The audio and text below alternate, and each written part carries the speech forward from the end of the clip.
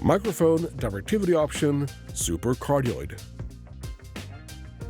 In this segment, we're going to cover one of the microphone directivity options that are available to choose from when using the ADECIA solution with the RM-TT tabletop array microphone.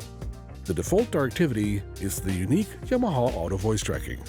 In this segment, we are going to explain the Supercardioid option further. The Supercardioid option allows you to decide where the coverage area on the RM-TT tabletop array microphone should be directed.